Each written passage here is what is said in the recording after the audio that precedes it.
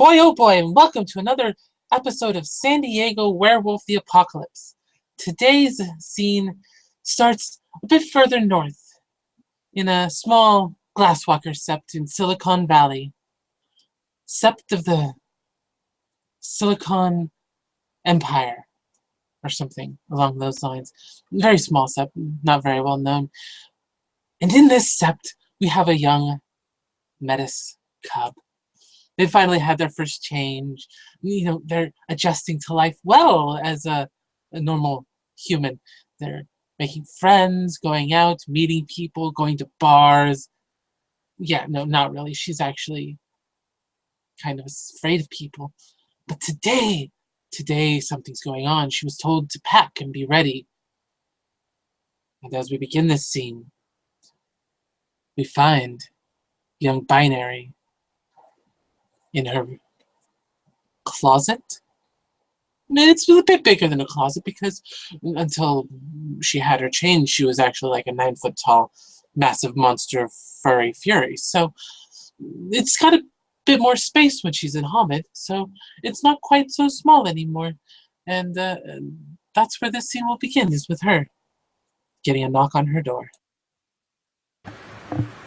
So presumably, having been told to pack, hopefully she will have been provided with the satchel and has managed to muddle her way back into Hamid so that she can very gingerly, very lovingly, very gingerly pack all of her painstakingly named electronics into this bag.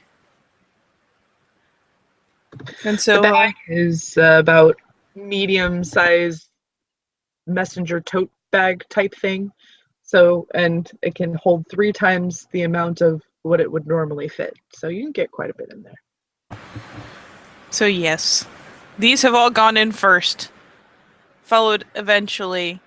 Now, fuck it. She has one set of dedicated, like, one-size-fits-all sweat clothes, pretty much.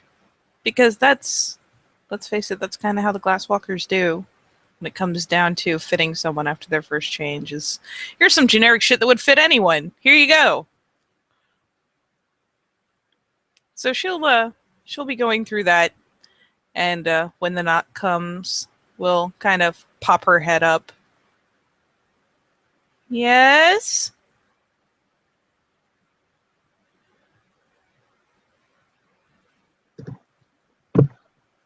It's time to go.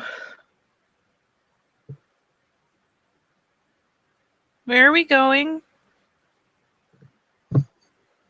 Away. Oh. You are going to another Sept. And she's assuming, of course, that whomever is perfectly capable of opening the door, because Lord knows that she hasn't been for years. So, Oh yeah, they opened the door when you were saying yes. The door was opened, and they stepped in. She stepped inside. Are you ready? They're waiting for you. She kind of looks around, and honestly, all of her personal belongings are pretty much the electronics that she's packed.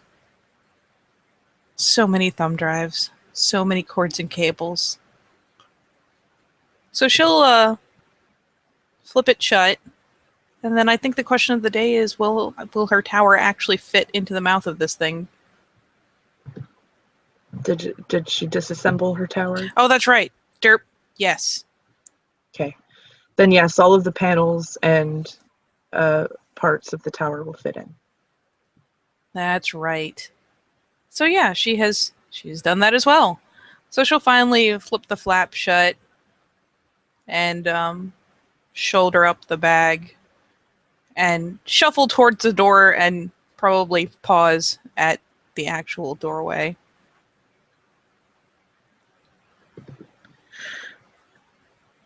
Your handler, Susan, turns around. I have one more thing for you before we leave. Before you leave, I'm not going anywhere. Blink. I don't know if you'll need these or not, but here. And she hands you the industrial or the like zookeeper nail clippers and file grinder thing that she's been using. And as ridiculous a gift as that is, she will look positively delighted and brighten up considerably, and probably this will serve as the bribe that finally gets her to step past the doorway, which she was hesitating to do. So she has this ridiculous, like, here, let's clip a lion's claws animal nail clippers, and let's be honest, it's essentially a petty paws. And Yeah. we'll very gingerly put these as Basically well into the bigger bag. version of it, yeah. Yeah, it's the big dog's petty paws. Okay, it might be a Dremel. Shut up.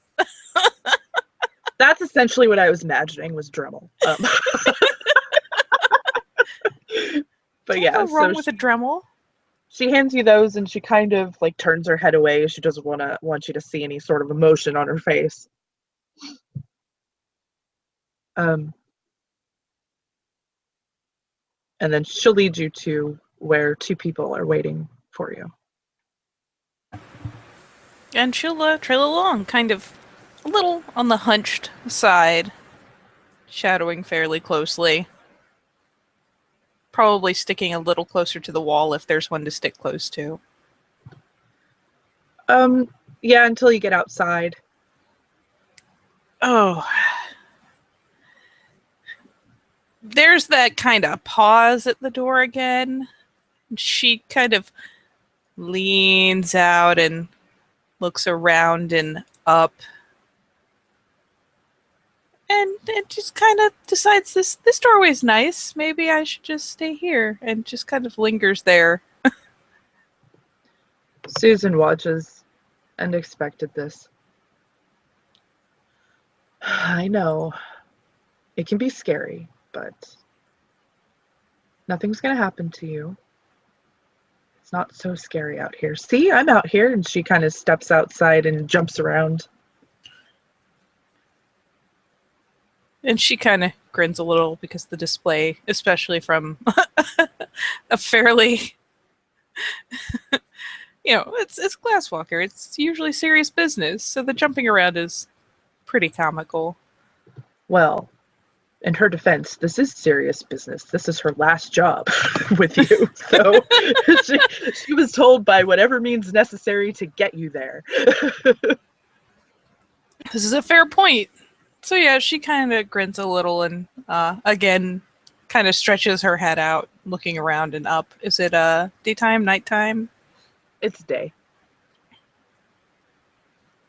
Yeah, that's a lot of sky up there. Let's see how her roll goes. That's a pretty good fucking willpower roll. I can't even deny that. There's a 9 and a 10 in there. Yep. You're good. So yeah, she'll steel herself and this time more stiffly kind of shuffle along behind her like she's afraid to lose contact with the ground.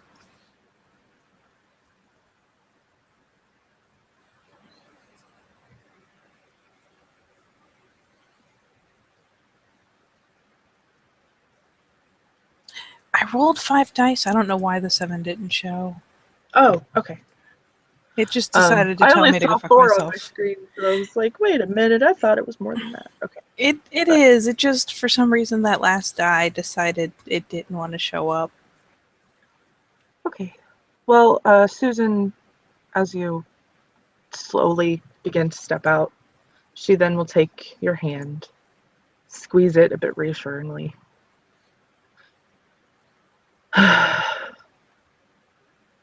I wish you could stay, but you did something wrong. Now you gotta do something about it, right? She kind of hunches again, though. She takes the hand and she doesn't like squeeze the crap out of it, but it's a fairly firm handhold because she is now an anchor point. So She kind of hangs her head and hunches a bit and nods, much like a chided child would. Mhm. Yeah. Be brave. Who knows? You'll probably make friends. I have friends. They're just online. Well, you can have those, but maybe you'll have friends in front of you as well. She looks a little blatantly skeptical, but again, it's kind of the weak little nod. If you say so.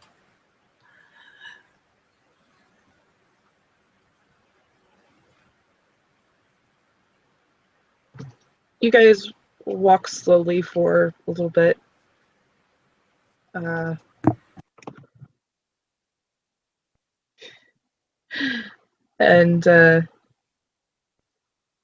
go to, you don't go outside of the Sept, but you go into a little bit of a clearing area, kind of away from anywhere that might considered to be public. And there are two people standing there waiting for you. You would recognize them as the truth catcher of your Sept and the worm foe of your Sept. Yeah, they look just like their profile pictures.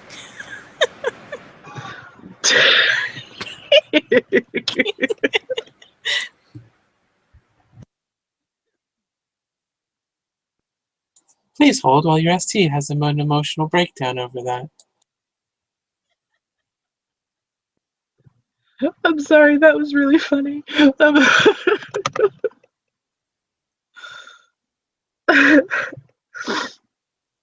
And Susan, she kind of stands you in front of them, almost kind of presenting them. She looks a bit uncomfortable, especially in front of the worm foe, exuding all that rage. And it's like, okay, I got her here. Have a safe trip. And she starts to turn away, but then she pauses for a moment, and she turns around and she gives Binary a quick hug. She whispers in her ear, "I'll miss you." I miss you too. And there's kind of the desperate little hug, but as soon as she like makes the move to step away, she'll go ahead and let her go.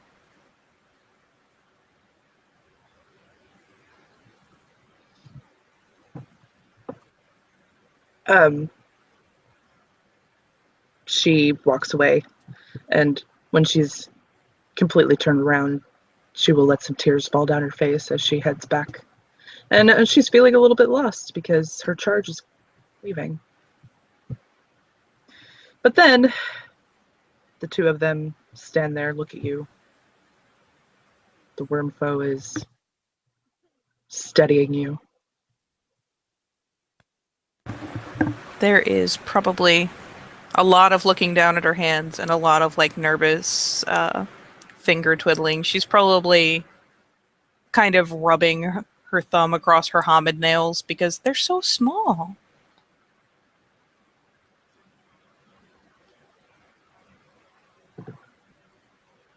He looks over to the truth catcher. This is it, huh? Yep. Looks like we're gonna finally have this problem one step closer to dealt with.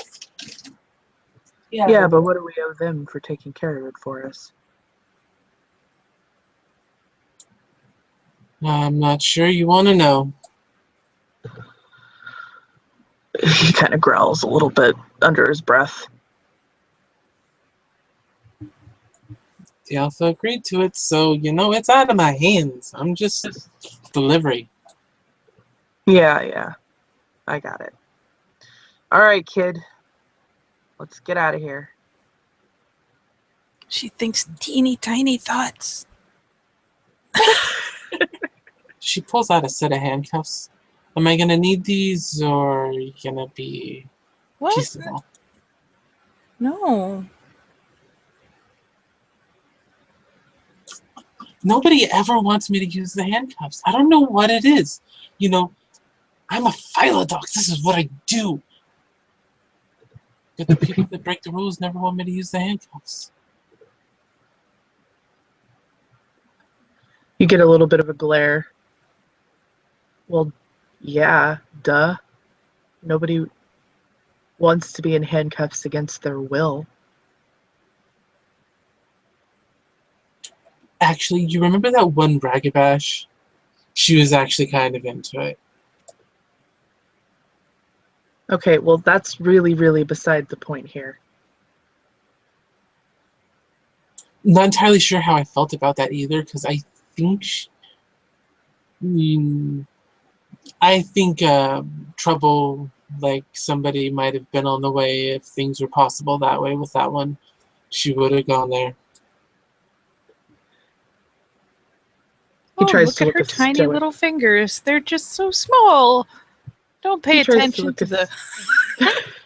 he tries to look as stoic as he can, but he's kind of shaking his head like, if you weren't above me.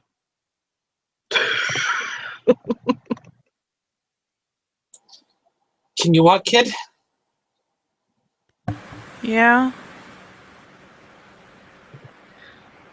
You know how to step sideways?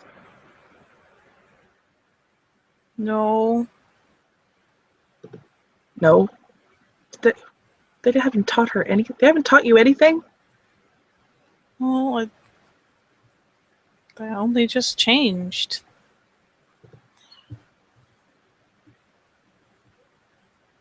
What, like yesterday?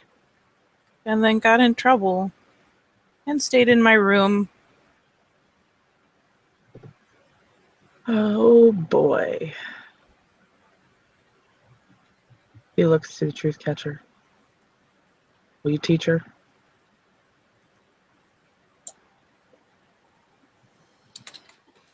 Alright, we're gonna do this one little step at a time. Now you need to concentrate.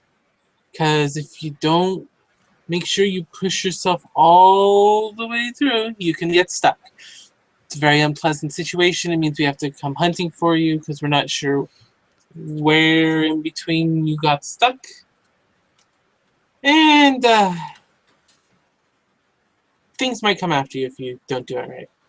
In theory, you should be safe because we're on Sept and it's protected. And, you know, the gauntlet's a little narrower here, so you know how you have that kind of energy inside of yourself? They kind of say it's like the blood of Gaia herself flowing through all creation stuff. Yeah. We'll just kind of mentally focus on that and like envision in your mind that that is wrapping around you and drawing you through to the other side. Does that work? Can you try that for me? Yeah. And she read the tutorial, so she'll pull the sunglasses off her forehead and flip them around to look at the very reflective lenses. And let's see, it's something primal urge. I can't remember what. It's just gnosis. To step across? Uh-huh. Oh, that's right, it is. Near. Oh, my brain. I'm thinking of shifting. Yeah, that's stamina primal urge. And you have plenty of successes. The gauntlet's only 4 here, so it's still 2 successes, almost 4. But it takes you a little bit. It's not too long, maybe a minute at most. And but you see the world of color kind of start fading out, and then the world of the spirits start fading in as you cross through. And the other two, seeing you start to step across, will step across as well, and they'll be there waiting for you. She bumblefucks her way to victory. Yep. Good enough. Wormfo has his arms crossed. And she, once she's successfully over there, she kind of glances up, kind of in a mousy way, sharply glances around, and then kind of nervously nudges the sunglasses back up onto her forehead.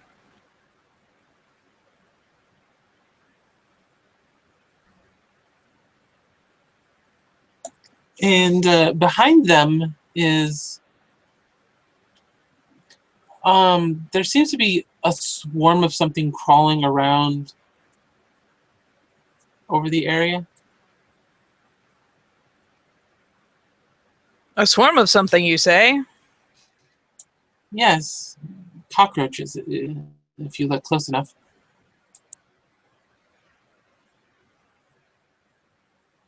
Oh, she read that article too. So, yeah, she just kind of blinks at them. Good, you're not freaking out. That'll make this so much easier. Good.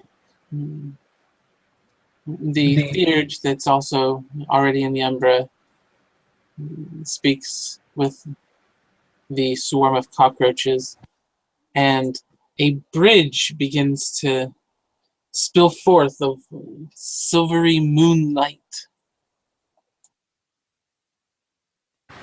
The dark's way, way up into the sky. And yeah, she kind of watches it and starts looking up and up and up, and then promptly gets dizzy and looks right back down at her feet.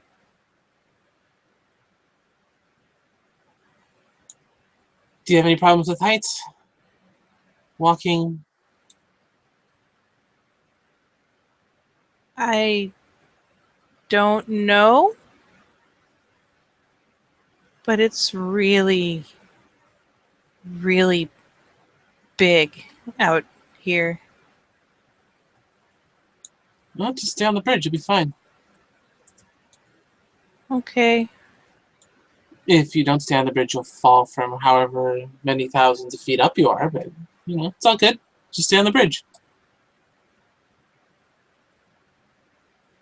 Looking somewhat visibly shaken, just okay.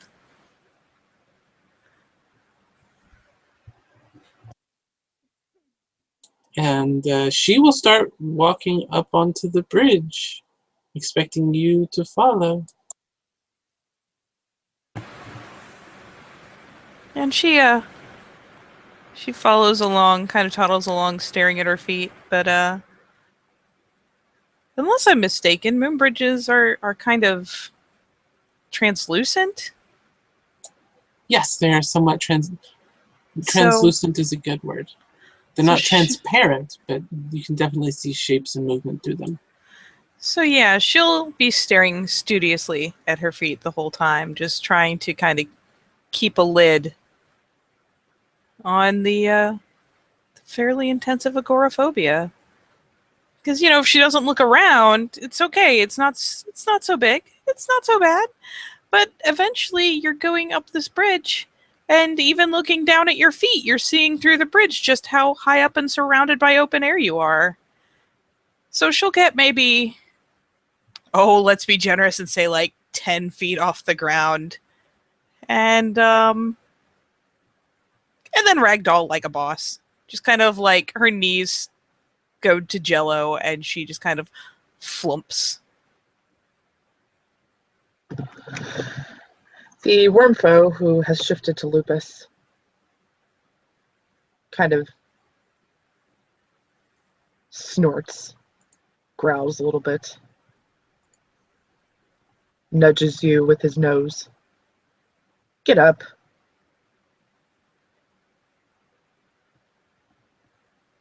And she'll kind of struggle with it. She'll She'll probably hang out there for a second, like, get to hands and knees at least, and do that whole thing of, like, catching her breath, holding it, kind of closing her eyes, and climbing back up. And just kind of stand there for a second, like, you know what? Victory. She made it upright, but her eyes are closed.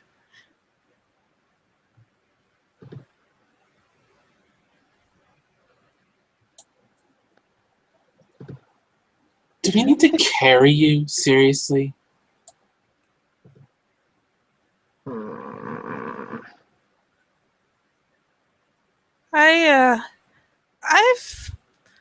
I've never been outside. It's really big. I'm trying. Oh, you are gonna have so much trouble down there.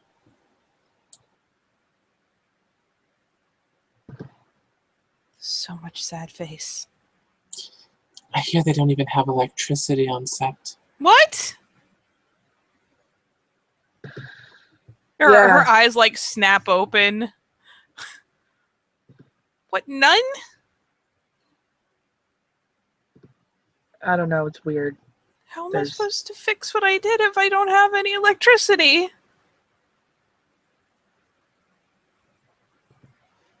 Well, I guess you'll find out when you get there, won't you?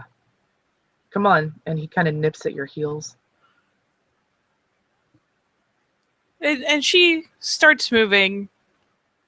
And again, it'll be like yay many steps before she runs out of places to put her eyes where she can't see all the open space. And she, again, the knees just kind of go to jello.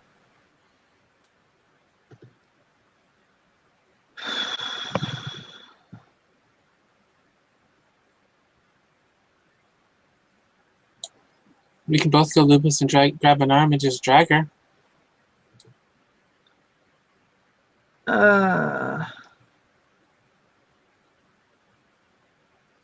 Kid. And she kind of moves her head a little bit. She's probably, like, she's not straight ragdolling. She's just kind of slowly sinking to her knees. And at this point, she has her hands up over her face. Yeah? Do you want to ride on my back?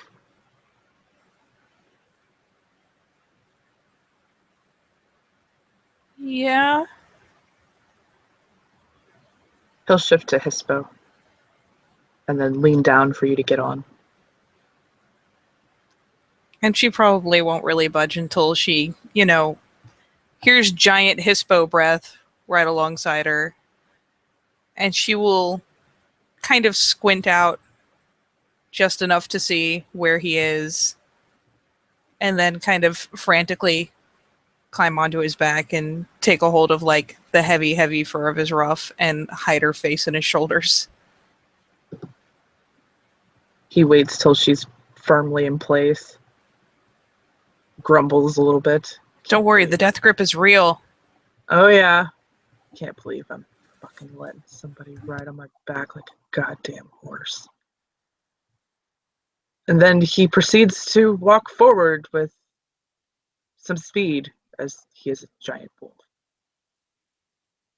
The truth catcher shifts into lupus and heads off, and they can actually make good speed as long as she holds on. She has that. And yeah, she should be able to hold on just fine while they trot along. Actually, just for the lulz, I really want her to make a fucking strength athletics roll just to see if she can hang on at the... Strength, you say? Athletics, you say? Yeah. You got 4 dice. You can do it. 4 whole dice. If I fall off the moon bridge, I won't love you anymore. Just don't botch, please. Well, I didn't botch, but I didn't hold on very well. I'm gonna say that the amount of speed startles you and you lose your grip and you start to slide off and he immediately slows down. The upside of the thing under you being intelligent, it reacts when you start losing your center of balance. Yes. He slows down to almost to stop. The death grip redoubles. She like hauls herself back on and clings for dear life. Wrap your legs around as well. It'll help. As much as you can on a giant wolf. Hey, you can do it to horses. This is true. This is true. So yeah, she kind of resituates herself a little, and yeah, grabs around like the barrel of his body with her legs, and this time says fuck, holding on to like tufts of fur, like wraps her arms around the base of his big old neck. Koala'd. All right.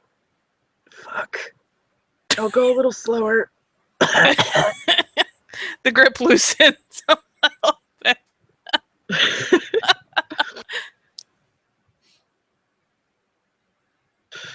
And he starts moving again. Breathing a little bit heavy.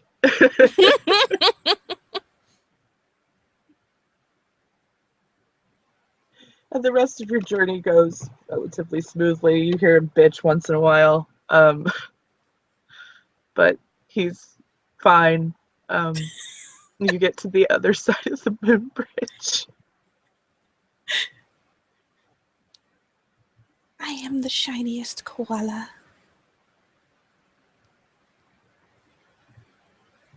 And standing at the end of the moon bridge is this guy. Let me get this picture up. That guy. Oh my god, Morgan Freeman.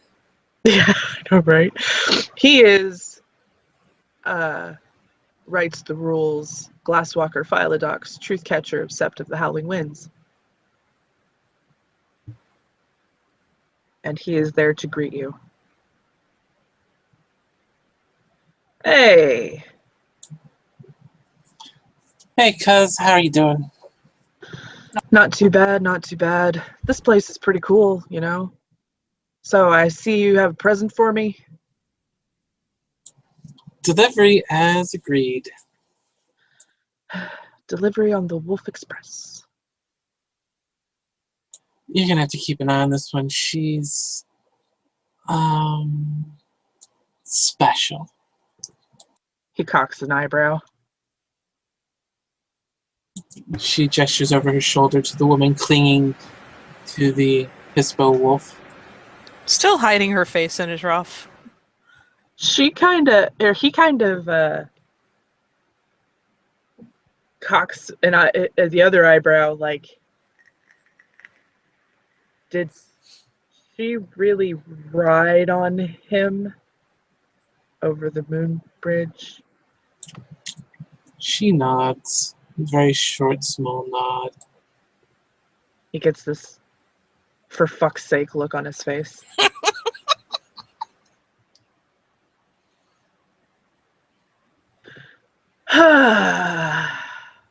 Well, she's gonna have a great time here. Yeah, I wonder that they don't even have electricity. He kind of snorts. Yeah. Well, we have electricity, but it's limited for cubs. Little tiny sad noises. Alright, kid. Get in. You're only like 50 feet in the air. Truth catch, or the Rubfo of the other, massive wolf you're riding on lowers himself. Are they actually still 50 feet in the air, or is she just being a troll? No, she's being a troll. Okay. You're at the bottom of the moon bridge. I was gonna say, we're gonna have a repeat here.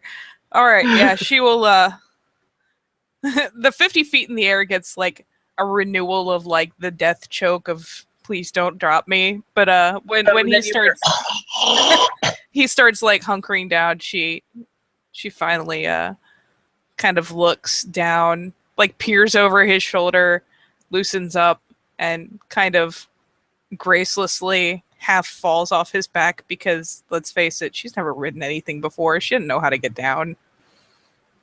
Thunk. The concept of swing your leg over first and then hoist down just does not occur to her. Just make me a Dex Athletics for shits and giggles. Okay, let me look at my shit. Oh boy. Oh boy. These stats. Yeah, nope. You slide off. You try to put your feet under you, but it doesn't happen, and you kind of clunk to the ground right on your back.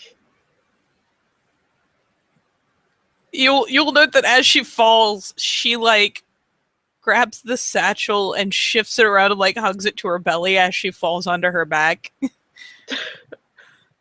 Like, must save.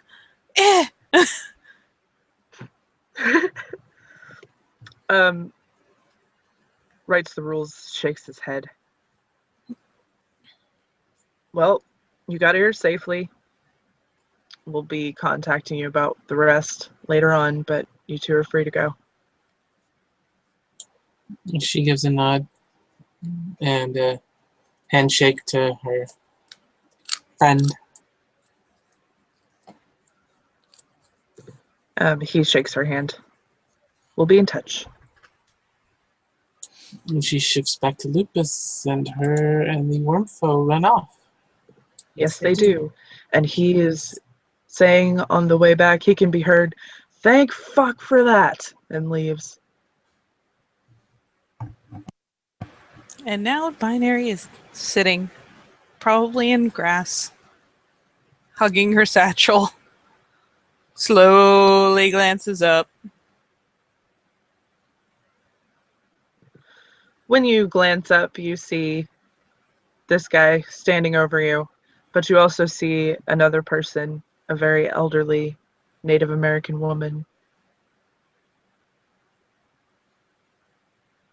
Presuming she is being looked at in turn, she will promptly go back to, oh, look, human fingers, so weird. Stares at her hands.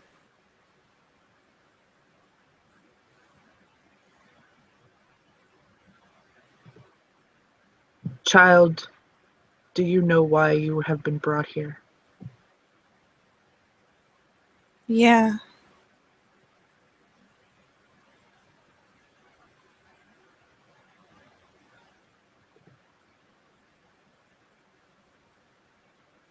Good. Security breach. Mm-hmm.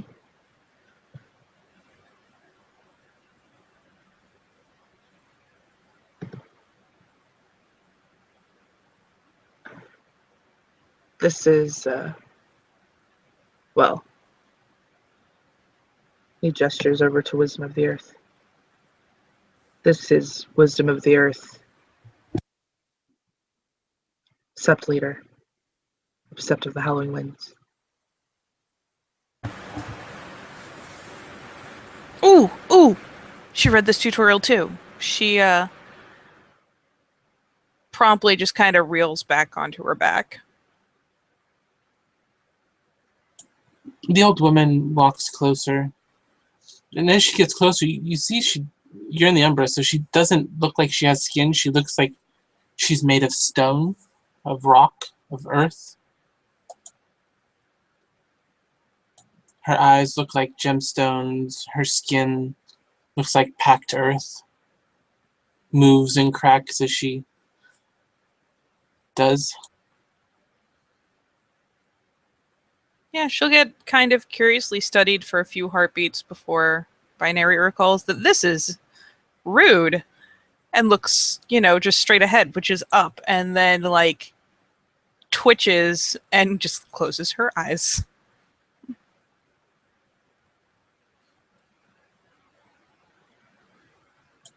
Are you not going to introduce yourself? I am speaks in Binary. Glasswalker Metis. And Cub to the nation.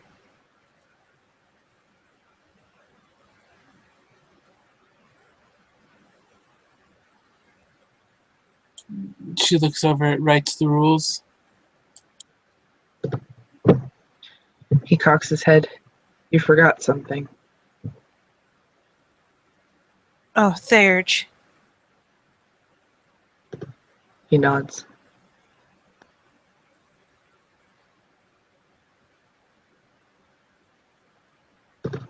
I am writes the rules. Glasswalker Philodox, truth catcher of the Sept, Ather of the nation.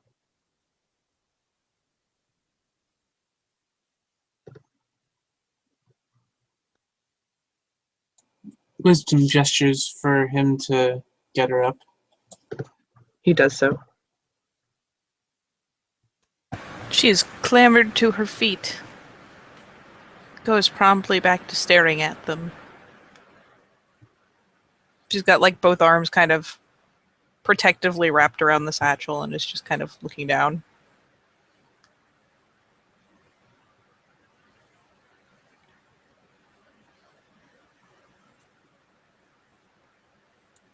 You are colorful for a child.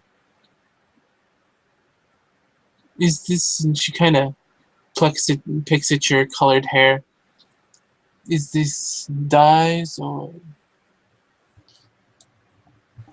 Yes. Yes, that's dye.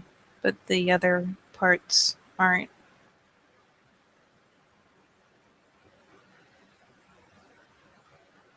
And she, even on her skin, will have like the broad, pale patches with speckling and splotching around the edges.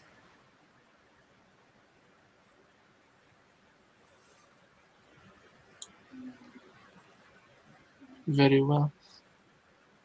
You have trouble with heights, it seems. It's really, really big outside.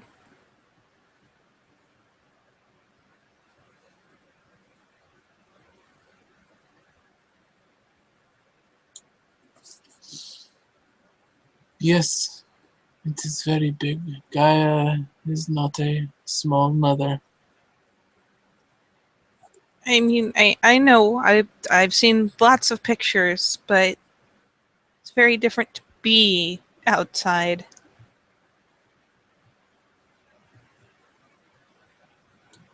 Come, may I get you situated? Introduce you to the den mother. Yes, ma'am.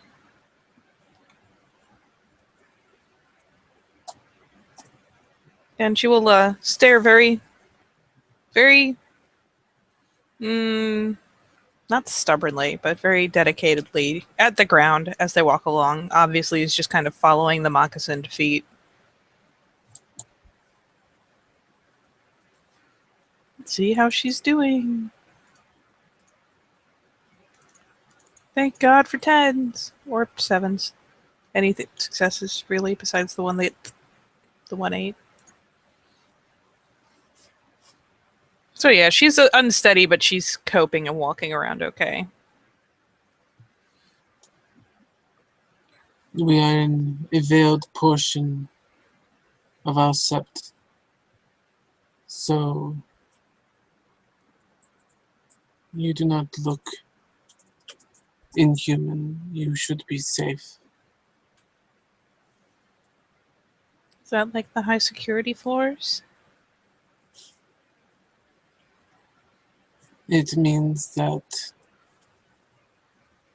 humans sometimes visit parts of our sept because it is a recreational park, a large lake.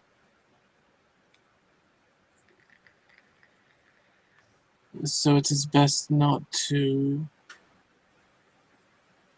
run wild everywhere. If you are away from the lake itself, you should be protected. Oh, don't worry. I don't run wild. Sounds like you will be doing a lot of running. I will.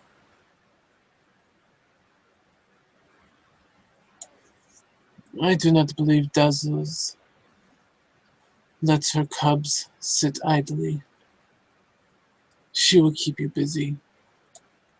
But I don't sit idly. I sit very productively.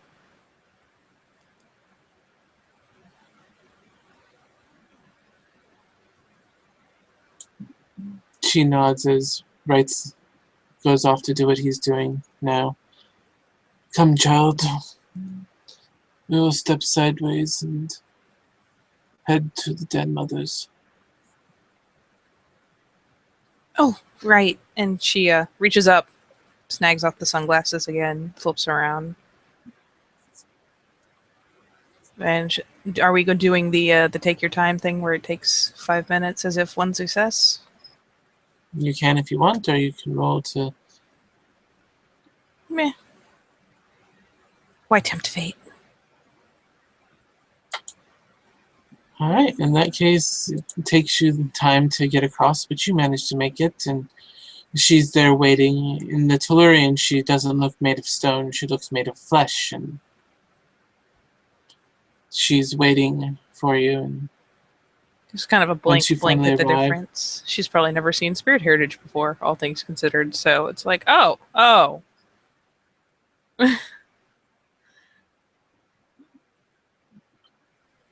alright, child, come with me.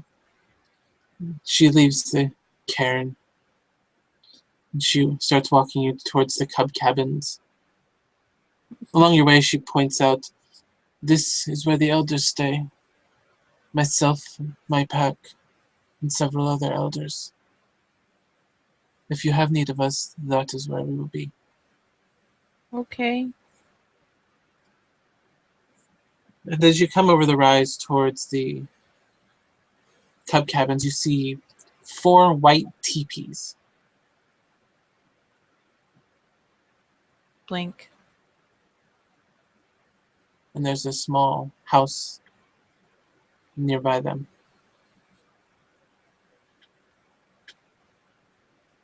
And she continues walking. If you have any questions, you're welcome to ask. She's... Are they walking specifically towards the teepees or towards the house? Towards that area, they're all basically together. The house is only like 30 feet away from the teepees. Okay. So yeah, no, she'll just continue to hug the satchel for comfort and toddle along very quietly.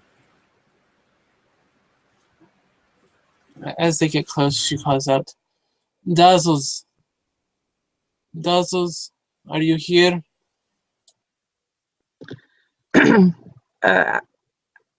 About 30 seconds later, Dazzles comes walking out of the house. Oh, I see she's arrived. Your new cub. Enjoy. Thank you, Raya. And she bows respectfully. I have other duties to attend to, though. I'm sure you will enjoy your time with her. Remember what I told you about her. Of course, Raya. She smiles at Binary. Come, I am Dazzles the Young. Galliard, Children of Gaia. Hi. Oh, I am Speaks in Binary, Theurge, Metis, and Cub.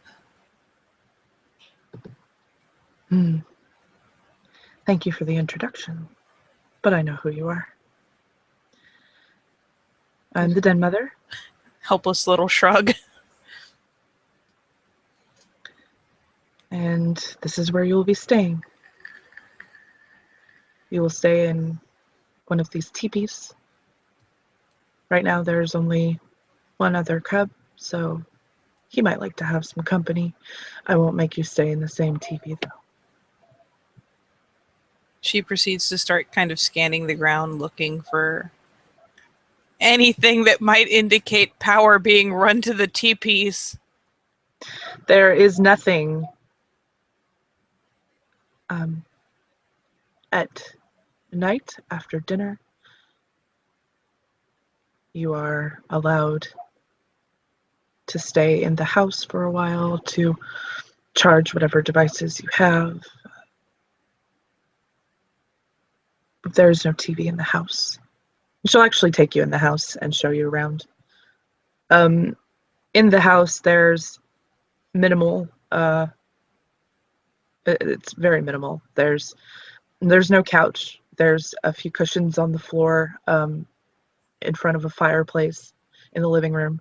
The kitchen does have table and chairs, and there's modern conveniences: microwave, stove, refrigerator, things like that. And she shows you the bedrooms, and neither of them look like that they're used for sleeping at all. One's kind of a craft room, and the other looks like it's set up to be like a meditation room. And once they're inside, she will look much more at ease. The tense posture will lighten up. And I mean, sure, the first room's kind of big, but walls. Safe walls. So she'll loosen up, and by the time she's been shown around, probably knows where every outlet in the house is. I can't. I mean, I have tablets, but I use a desktop computer. I can't really charge it. Well, I guess you're just gonna have to make do with what you have. You can set it up in here and use it during the time that you're allotted, but other than that, I guess it won't be staying in your teepee.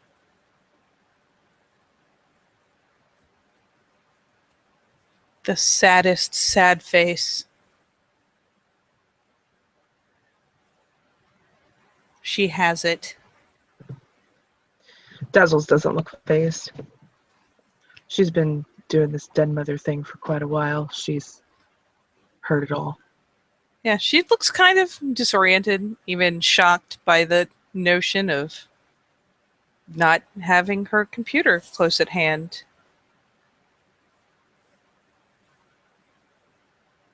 But how am I supposed to work if I don't have my computer? You'll be plenty busy, I promise. There will be much work to be done that does not involve the use of electronics.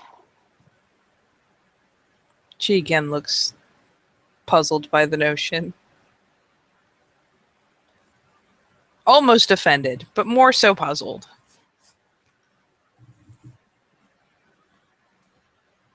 Then again, let's face it, she's scrawny. That's not to say that you won't be allowed to use them, because you will. I know that you've been extremely dependent on them throughout your life, and, well, it hasn't done you any favors now, has it? Well, this isn't the computer's fault. No, but I think that you need to learn how to deal without them for a while. Not completely, but just less dependent. I'm not going to deny that you have an innate need for them, but you can learn to depend on them less. You're going to help out the Sept, do things I ask of you, do things others ask of you. You'll spend time with those above you, learning about other tribes other than Glasswalkers. But how do I help without my computer? She kind of pats you on the head. There are many ways, child, I promise. She looks very slightly skeptical at the idea that she can be of any use without her desktop.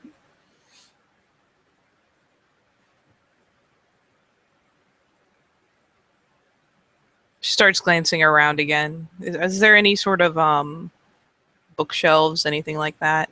Oh yeah, there's so in the living room with the cushions, there's bookshelves lining the walls, and there's lots and lots and lots and lots and lots of books in there. Are any of them not super new agey and potentially useful for her to read? Yes, they're not all hippie nature-loving books, I promise. There's a variety of books. There are encyclopedias. There are various books of the history of different types of people, fairy tales. There's like 5 different versions of fairy tales. There's the darker ones, there's the lighter ones, there's the in-between ones. Um, there are a lot of classic fiction. There's biographies, autobiographies. Honestly, you name it, it's there. This is a damn library. That's good, at least. She'll still possessively / protectively hugging this bag as tightly as she dares, because there are parts in there. She's gonna kind of start scanning over from from where she is anyways, start kind of scanning the bindings in general, kind of trying to get an idea for what's there. There's even books on the history of like industry, the technological age. There's books on how to build airplanes, ships, all kinds of stuff like that.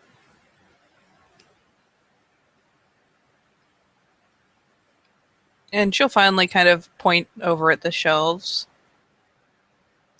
Can I have those in my teepee? You may borrow the books, yes.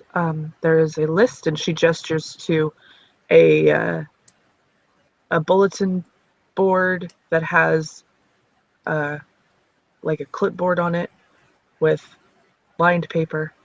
I need you to write down the book that you take, or books, and their title, the titles of the books, and what day you took them. If you've not returned them in a week, I will come looking for the books. She kind of knits her brow very briefly, realizing that it's a paper sign-in sheet.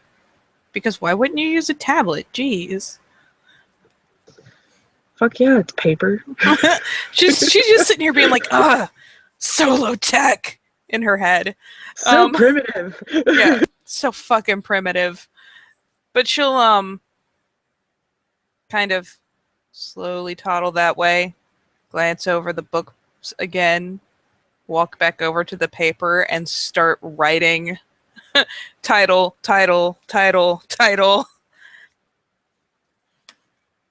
And yeah, all those engineering books, or at least maybe 3 of them, are gonna get tugged carefully off the shelf and cradled in her arm. Is that bag, is that a spider satchel? Yes, ma'am. Okay. When you empty it, I need you to bring it to me. Cubs are not allowed to have things like that for their permanent use. Once you prove yourself, you may have it back. And you may use it with permission. Yes, ma'am. And I mean, unless she's given some sort of indication of there's something she's supposed to be doing, she's going to kind of wander the areas she's been shown, look for an outlet that's in a corner, or maybe if one of the rooms is smaller. But essentially, as enclosed a small area as she can find, maybe like there's an outlet in this area behind the couch. So between the couch creating a third wall, it's like, oh, a little alcove. There's no couch. Darn, there's only that's cushions on the floor. There's no couch. There's no TV. It's basically a big, honestly, it looks like a library with places to lounge and read. And there's a fireplace, as if, maybe she tells stories in here. So yeah, she'll gun for a corner then. She'll let you have a bit of time in the corner, and then if you're reading or something, but then parts are going to start coming out of the bag. She'll be like, no, I need to show you your teepee first before you start making a mess. Oh.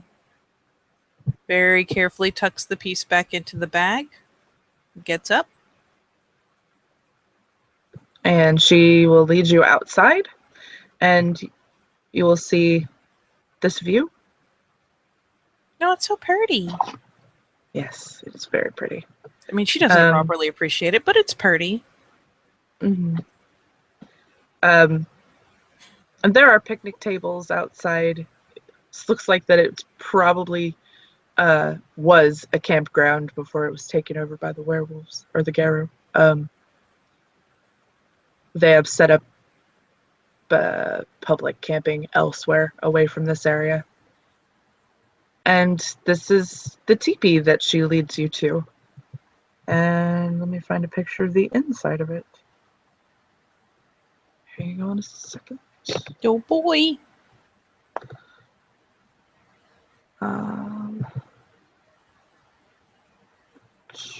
The inside looks like just like a basic tent. This image that I found actually has some sleeping bags and stuff in it, but just kind of ignore that.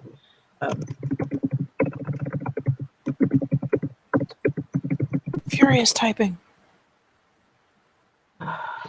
Yeah, it's called saving the image. Oh, you. I know, I'm so unprepared. Pshaw.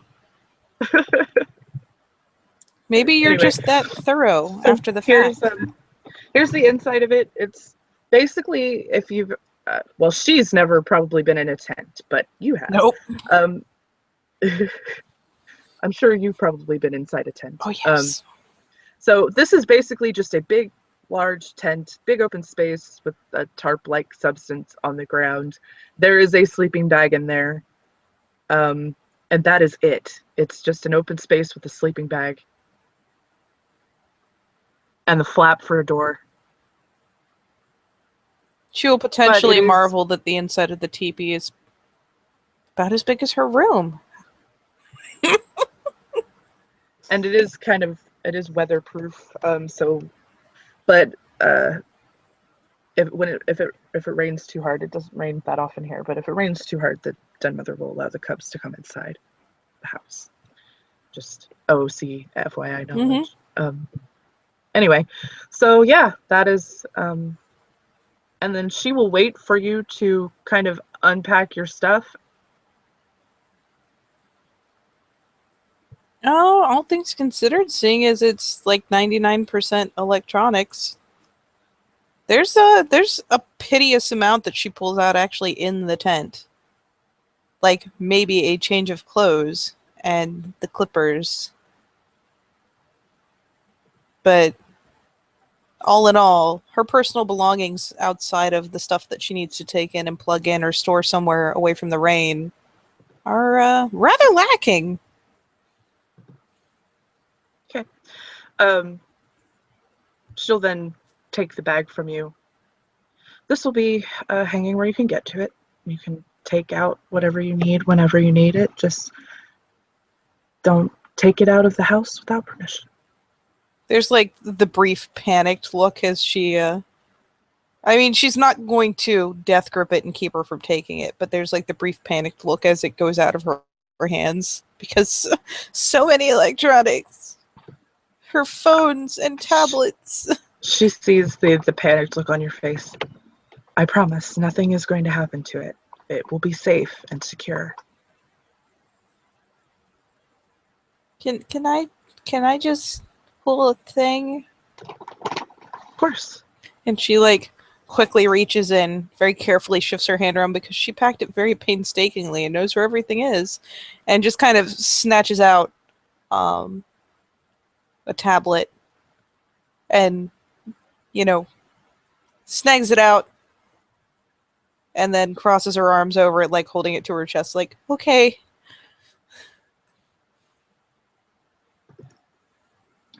She kind of smiles. And then she goes in. Oh, actually, before she does that, she'll say, I will be coming to get you in a couple hours. There will be a moot tonight, so you will get to meet other members of the Sept and get properly acquainted. Until then, just hang out in here and get familiar with your room. She kind of smirks when she says that.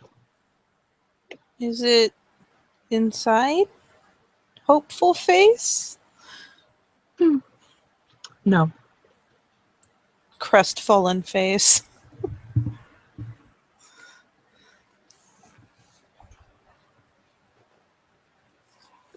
If you turn on your tablet, which it should still have battery if it's been off in the bag. Oh, she's probably fully charged everything and turned it off before she left. Okay. You actually do find a Wi-Fi signal. She will probably wait until the den mother goes ahead and moves out to start doing that, like, furiously, like, looking around, like, frantically searching for the Wi-Fi. Is it passworded? No. Oh, thank God. Click. Nope. No password. The Glasswalker that's in charge of all that has somehow managed to set up an unsecured secured connection. We'll just fudge it like that, so that an there's no unpassworded but heavily encrypted. yeah. So it's going to be hard to hack into. Like, basically, the Wi-Fi knows who's supposed to be there. We'll just There's say probably a fucking NetSpider or 80 that are keeping an eye on Mhm. that shit. They crawl into your electronic and they go, "Oh, you're Garu. Okay, this can work." Mm-hmm. Yeah, or it's veil protected. Glasswalkers can do some stuff. But anyway, so yeah, you find your Wi-Fi password or your Wi-Fi signal. Palpitation sees all is right in the world.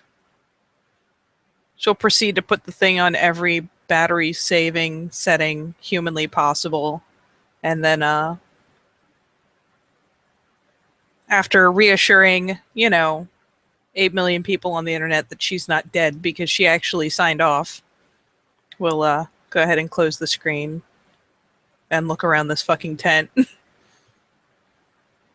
Shrug.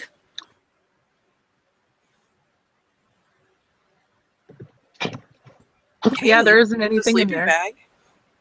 Yep, the sleeping bag. I mean, she couldn't even have used a sleeping bag back when she was stuck in Krynos all the time. So, hey, upgrade. Sleeping bag.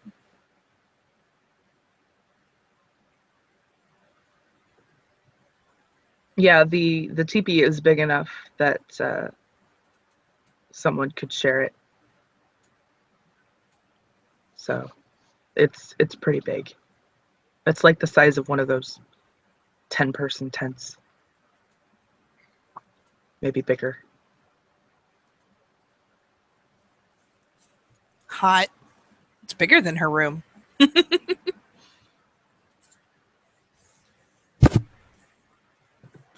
So yeah, she will sit on the sleeping bag and look around and just kind of be incredibly awkward. Probably reach over, grab one of the engineering books and start just ingesting everything that's in it.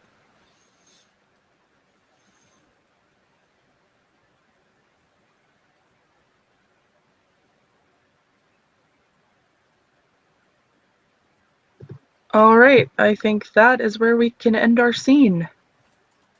We thank you, player, for playing and watchers for watching.